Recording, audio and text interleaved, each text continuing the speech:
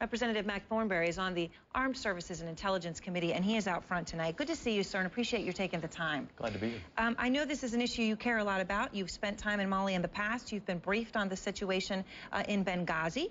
At that briefing, were you told that al-Qaeda-linked groups were responsible for the attack?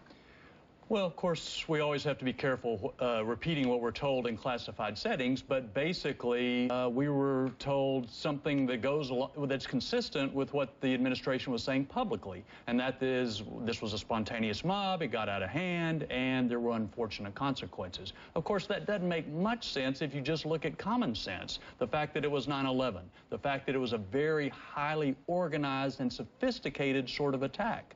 And so that's before you get into the evidence. It just didn't really add up. It didn't really add up. I remember asking that night the people on our program, 9/11, it can't be a coincidence, and people were trying to say that it was a coincidence, and it didn't seem to add up. Can you think of a reason, though, that they wouldn't have told you if they had found out in the first 24 hours it was al-Qaeda-linked groups? Why would they not have said so publicly? I don't know, Aaron. I'm really perplexed about this. I mean, it is true that al-Qaeda has been diminished in the Afghanistan-Pakistan region, but as you point out, al-Qaeda has grown, become more sophisticated and more dangerous in Western Africa. And we still have al-Qaeda in Yemen and in Somalia to deal with.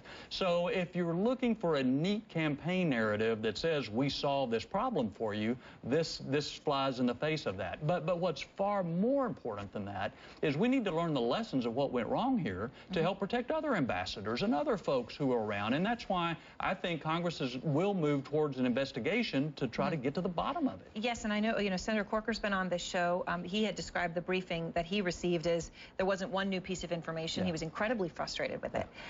But then he's come out and asked for more information. He wants every cable, for example, that Ambassador Stevens may have sent to the State Department.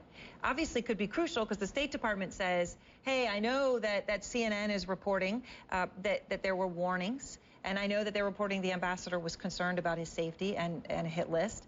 But if he was, no one ever told us. Yeah, I think we do need to get to the bottom of it. It's just not a matter of placing blame for this incident. It really is what went wrong here, because 4 Americans lost their lives. And so what intelligence information did we have? Did it get to the right people? What decisions did the State Department make? What decisions did the ambassador himself make? Why did he go to Benghazi with such a light security entourage? And so, especially if he was afraid.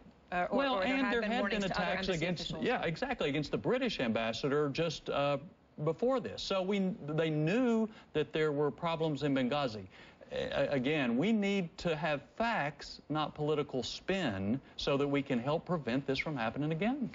I'm curious who you think, though, ultimately should be held responsible, if indeed there were warning signs which were missed, and also perhaps for the fact that if you were briefing Congress and you knew that al-Qaeda-linked groups were involved and you didn't tell anybody the full story, then who should be held responsible for that? Well, we'll see what the facts end up showing. My guess is that they only had little fragments of facts, not a clear smoking gun that says we're going to attack the ambassador at Benghazi consulate on this day, but there were fragments there. And the thing that is just as concerning is why would you go out and spin fragments in perhaps a political way rather than just get to the bottom of the matter? Well, and that's what we should hold them to. The report on the Daily Beast actually says that U.S. intelligence agencies had strong indication of al-Qaeda's involvement, but also even pinpointed the location of one of the perpretors. Yeah. That they actually knew that within the first 24 hours. After it occurred. After it occurred, after the attack occurred. I've seen those reports, and that is very important information we need to get to the bottom of. Because where is this person right now? Yeah, and what do we know about him? What are his affiliations?